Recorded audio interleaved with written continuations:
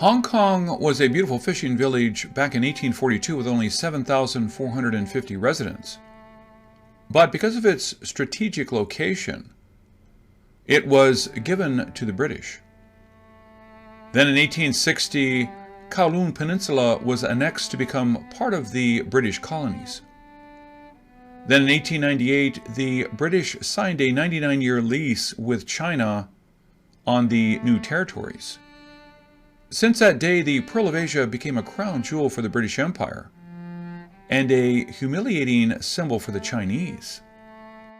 But China demanded the return of Hong Kong in 1997 when the lease expired. The United Kingdom did not want to do it.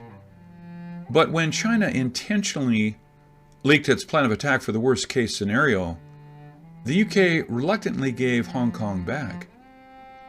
But China agreed to allow Hong Kong to continue its ways of living for the next 50 years. So the Big China and Little Hong Kong walked into the 21st century with two different systems. Hong Kong continued the old British justice system and has an extradition agreement with most of the world, except with China and Taiwan. Criminals in China consider Hong Kong a safe haven, and in some rare cases, criminals in Hong Kong considered China a shelter. Although there was no extradition agreement, and evidence in Hong Kong can't be used in trials in Taiwan and China, in 2018, a man decided to kill his pregnant girlfriend in Taiwan. Despite evidence of his crime, he was sentenced to 14 months in jail for using his girlfriend's credit card. Hong Kong's government wished to fill this loophole, but the Hong Kong people felt this is a violation of the 50-year not change agreement. Millions of them protested in the street. Even after the new extradition law was abandoned, the protests continued and became more violent. This is a big event. How bad will this go? We don't know.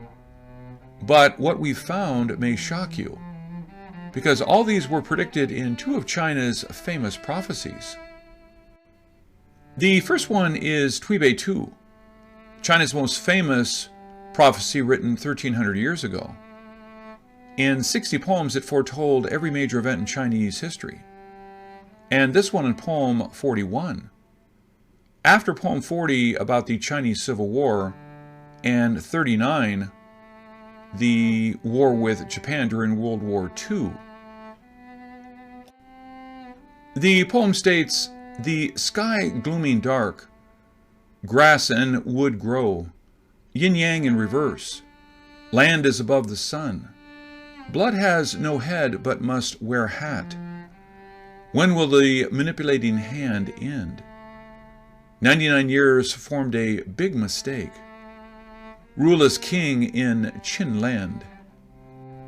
Because Tui 2 predicts events like a soap opera, one event at a time, people have been reading this poem as their guide into the future, since it is after the 1949 Chinese Civil War, and talked about a small government with no land, which is a perfect illustration of the Republic of China in Taiwan. But most people are stunned on the quotes of blood with no head, but must wear hat, thinking it may indicate brutal killings after another Chinese Civil War. But what our team found offered what we believe is the best explanation. The third line of the long poem stated, 99 years formed a big mistake. And I have no doubt it is about Hong Kong's 99-year lease that ended in 1997. And the second line of the short poem said, grass and wood grow. Hong Kong's flag is a Bauhinia variegate, Chinese name as purple gold flower. So that is a rare area flag in China with a flower symbol. But the word grow is made up with two words. First word means foreigner, and the second word means colony. Then the third clue is the picture showing a soldier stepping on a ball. I thought it is not a ball, but the Pearl of Asia. And the one finding that our team must be credit for is to find the hidden name of Deng Xiaoping. Look, the first part of the short poem said yin, yang in reverse. Yin and yang share this part, while in reverse means to move it from left to right. While the blood with no head but must wear hat part can be the word play of taking the left part of the world head and put a hat on. Then you get the word deng. The second line of the long poem said, when will the manipulating hand end? Deng was called the helmsman of New China. Is it cool to call him the manipulating hand? And when will his era end? It ended in 1997, the same year when China unified Hong Kong. I decoded this part 6 months ago, but I realized a new decoding overlooked last time. What do you think? Rule as king in Qin land mean?